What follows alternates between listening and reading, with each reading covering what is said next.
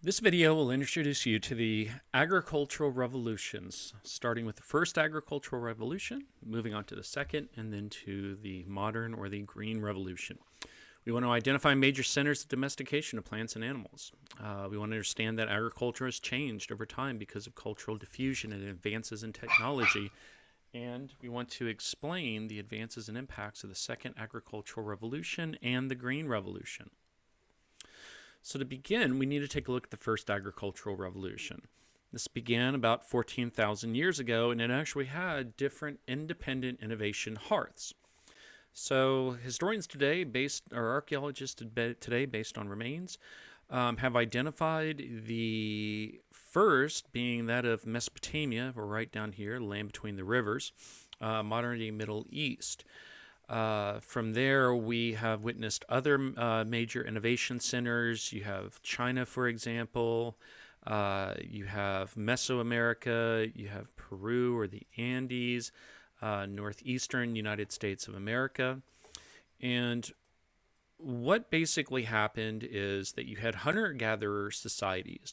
And they start off by first planting root crops. Basically, root crops, things like potatoes, for example, were a little bit easier to domesticate, a little bit easier to process. It's just kind of plant them, let them grow. With like potatoes, the most you got to really do is hill them, where you basically lump soil up over the vines to prevent them from releasing chemicals that can cause some digestive issues. So, again, potato starting in South America, this would be just an example of a root crop. And anyhow, the idea that we believe happened was that they start with the root crops because these are basically plant and then you can walk away from them. And then as your migratory route, as you're looking, hunting deer and gathering other things, and your route takes you back to where you planted these things, you can then harvest them and eat them. And then later on, this domestication of root crops then spreads over into seed crops. Seed crops being a little bit more difficult.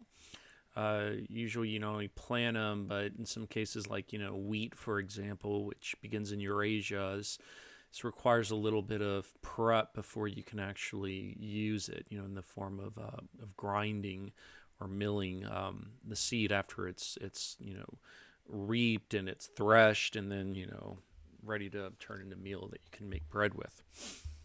So anyhow, once like in Mesopotamia, for example, once this transition from root to seed crops begins, people begin the process of not only domesticating plants but also animals. So they kind of went hand in hand.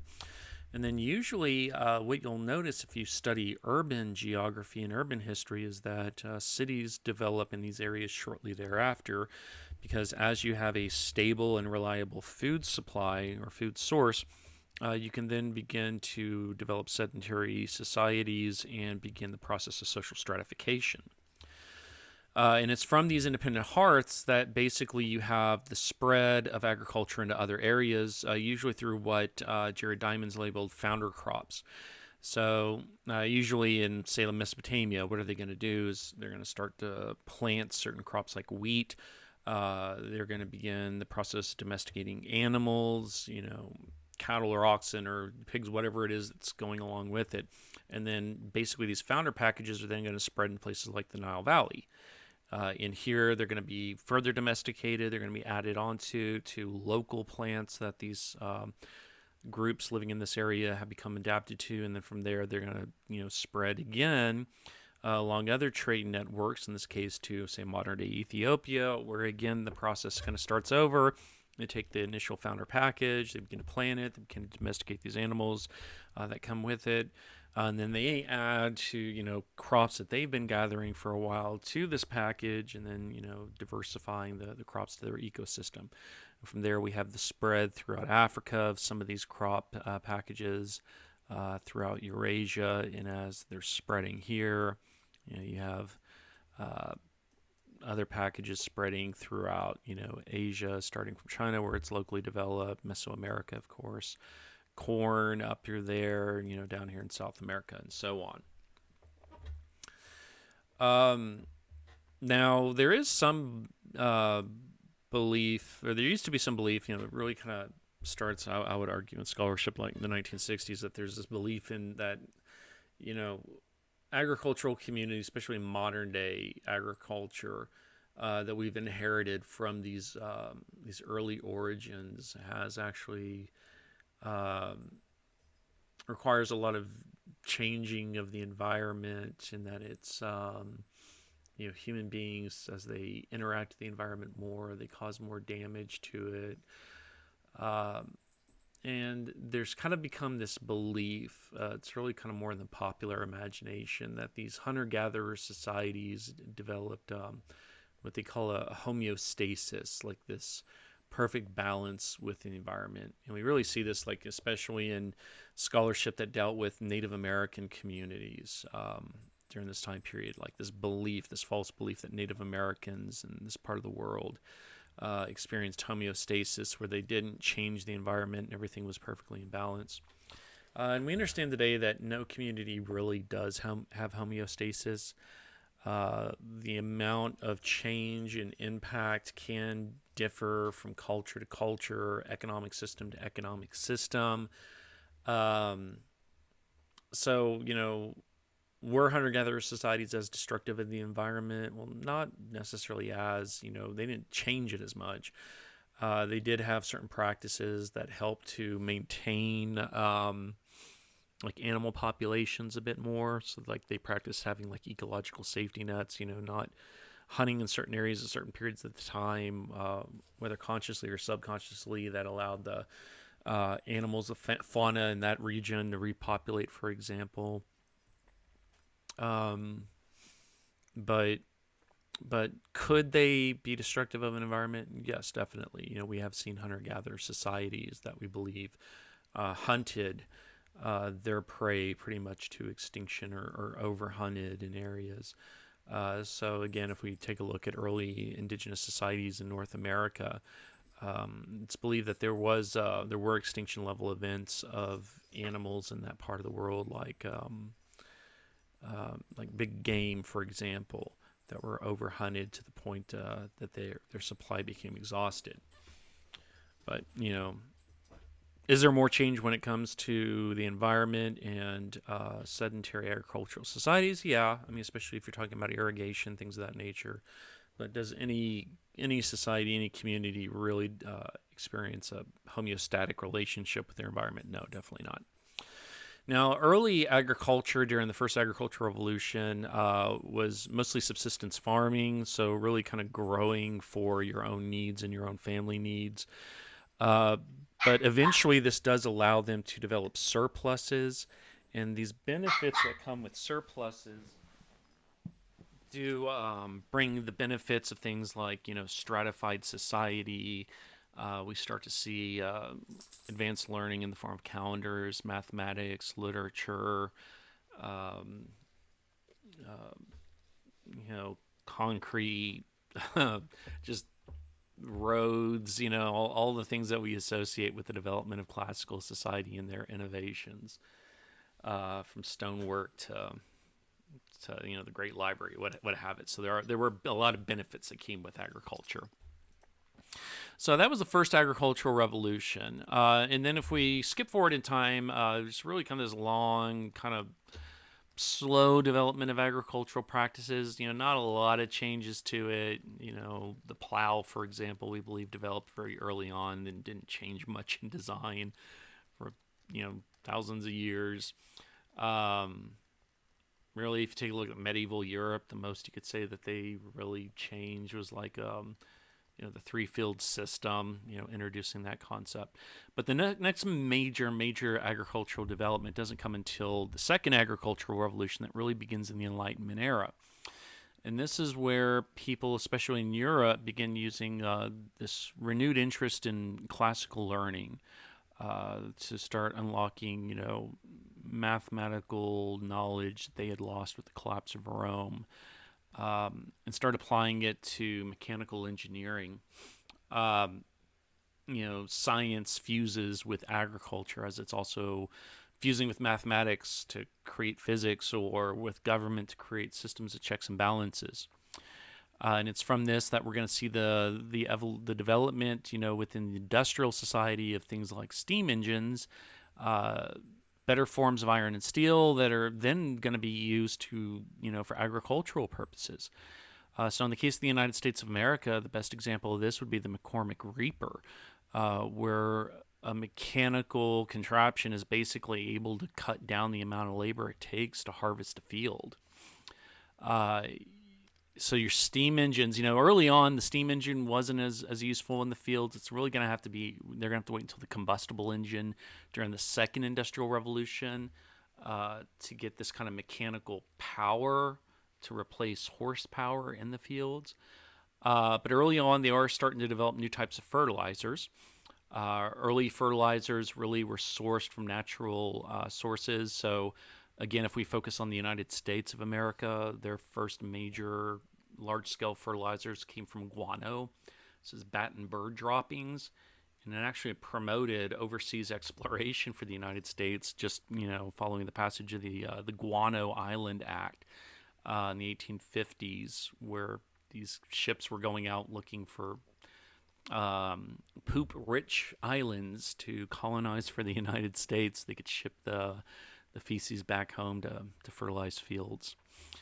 So steam engines, fertilizers, mechanical contraptions, new techniques, these are all adding to a boom in agricultural production in countries, which is going to fuel even further urbanization that begins with the first industrial revolution, and is going to lead us to the second industrial revolution, where we finally get internal combustion, where we start to see synthetic or chemical fertilizers and pesticides replacing old natural means of achieving these ends.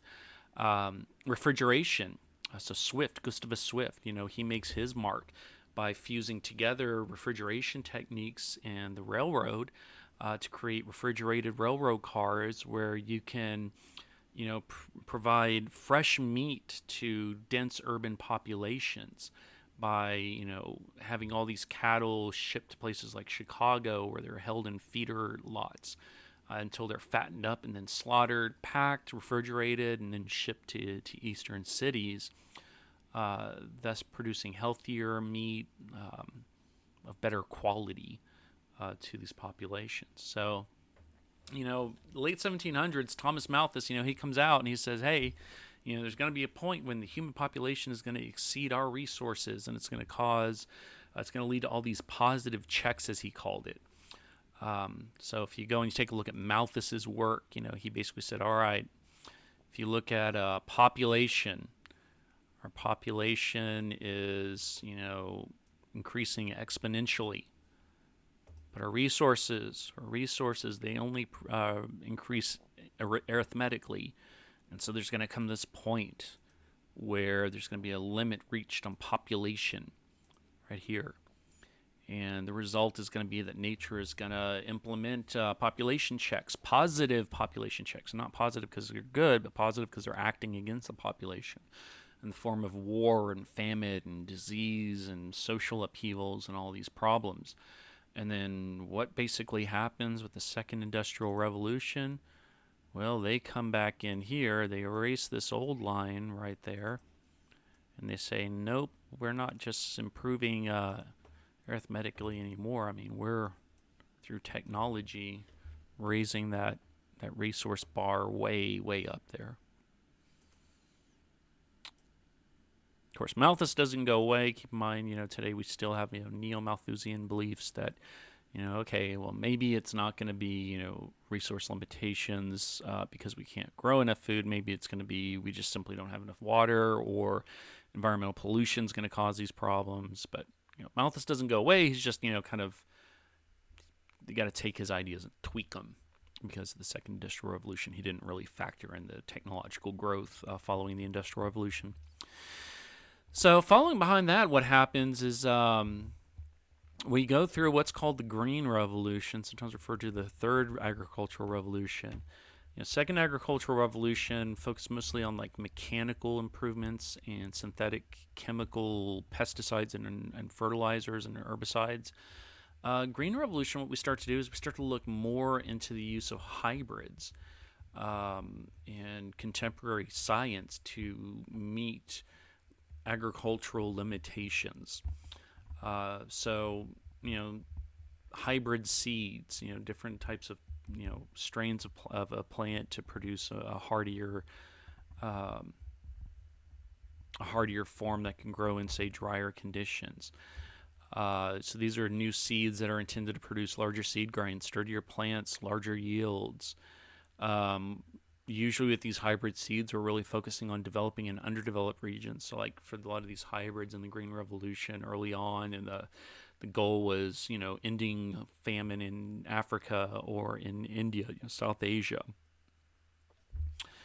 Um, but eventually, the idea of hybrids gives way to GMOs, genetically modified organisms. And there's been, a lot of controversy around GMOs. So hybrids, people could generally get behind because it was something they understood, because we've been doing hybrids really since time immemorial. I mean, when you take a look at the very first corn that was planted in Mesoamerica, it was really small grains, and it was only through selective growing practices that it developed into the corn that European settlers first encountered when they first met Native Americans. A lot of people agreed that creating this food using less water and giving new opportunities for small farmers were gonna was a good idea. Even if the results were somewhat mixed in terms of you know the payout.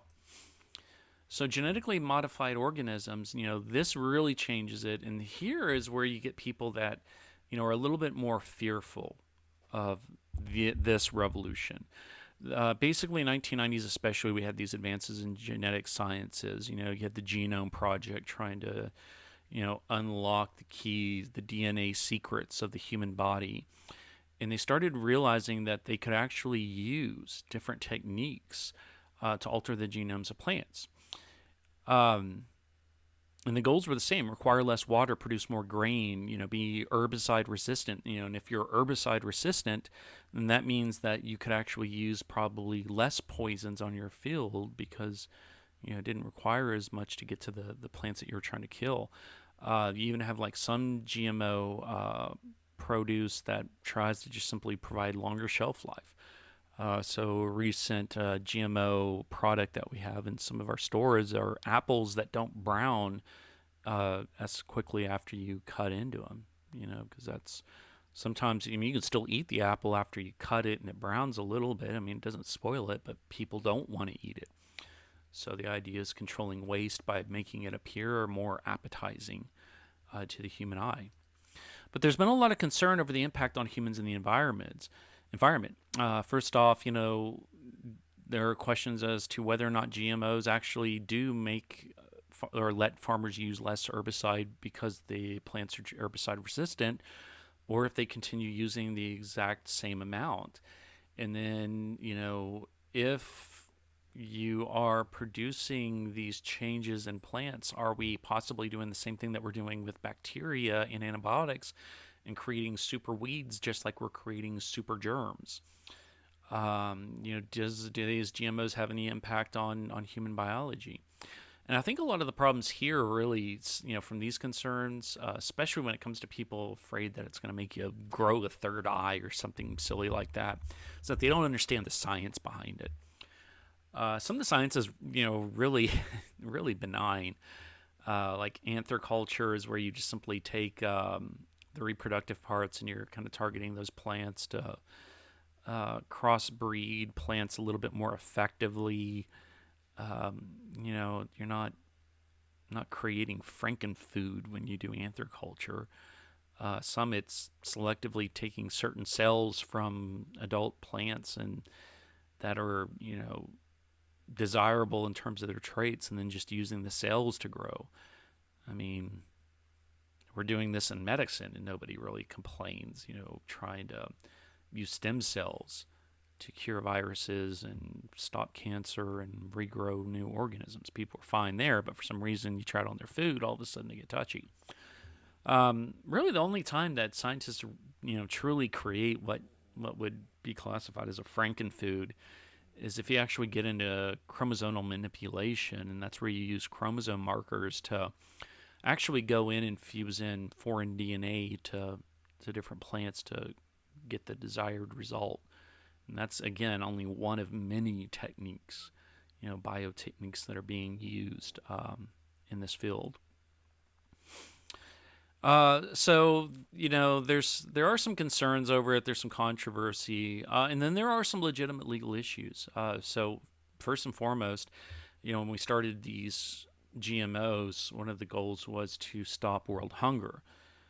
Well, problem there is, when you got these private companies that are going in and they're doing the modifications to these plants and creating these new seeds, they can legally attach intellectual property rights to it.